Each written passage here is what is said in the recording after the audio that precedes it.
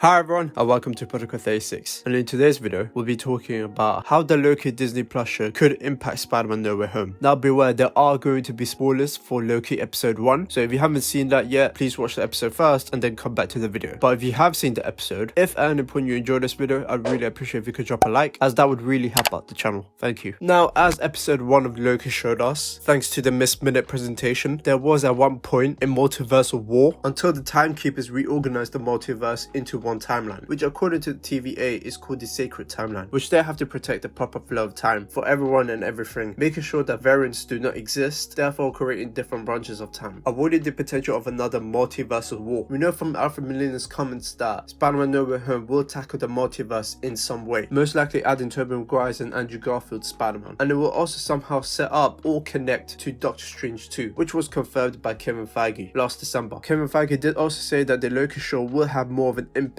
on the MCU than any of the other shows so far. Marco Waldron, the writer and the executive producer of the Loki Disney Plus show, when asked if Doctor Strange in the Multiverse of Madness and Spider-Man No Way Home are going to have a dramatic impact on the MCU, and that if he had anything to tease, all he said was, "Oh boy." We know that he's one of the writers of Doctor Strange in the Multiverse of Madness, but not Spider-Man No Way Home. Now, even though he's talking about the fact that Doctor Strange in the Multiverse of Madness and Spider-Man No Way Home are going to be the ones to have a massive impact on the MCU, the fact that he knows anything about it, or at least makes it seem like he knows anything about it, does cause me to wonder if Loki will have anything to do with that, which I think will be the case. In fact, I believe towards the end of Loki, around episode 6 or episode 5, the TVA will be destroyed by either Lady Loki, as we saw at the end of episode 1, or even Tom Hiddleston's Loki himself, which will cause the sacred timeline to be somewhat unsafe, and for there to be more branches, and the multiverse being in chaos, which Doctor Strange has to deal with in his own movie. As we know, Miss Minutes did use the word madness when describing the dangers of multiple branches, and it could mean that Peter Parker will also have to deal with the consequences of the TVA's destruction, as not only will there be countless of multiverse branches existing in the MCU, but also breaking the multiverse wide open, bringing in different characters from different Earths, like Tobey Maguire's and Andrew Garfield versions of Spider-Man respectively, and eventually meet and help out Tom Holland's Spider-Man. We all thought that WandaVision would be the one to do it, but what if it's actually the Loki Disney Plus show? It could also lead into Ant-Man 3, which as we know, Kang the Conqueror will be in the film, being played by Jonathan Majors, and I wouldn't be surprised if he shows up in the post-credit scene of the last episode of Loki, which I believe will be episode 6. Since not only is he a major time-traveling character in Marvel Comics, but also as we all know, we saw his love interest, Ravonna Renslayer, in the show already, and then potentially paved the way for Secret Wars to happen in the MCU, which again thanks to Marco Waldron's interview with Charles Murphy, that the multiversal war in episode 1 was a reference to the Secret Wars comic book, specifically the 2015 Secret Wars comic. However, I could definitely be wrong, and if I am, that's fine, but I'm more interested in what you guys think. Do you think Loki will impact Spider-Man No Way Home in a major way, or do you think the two will not be connected whatsoever? Comment down below, I would love to hear your thoughts. Don't forget to follow me on Instagram and Twitter. If you enjoyed this video, please like, and one more, subscribe. To begin, Protocol 36.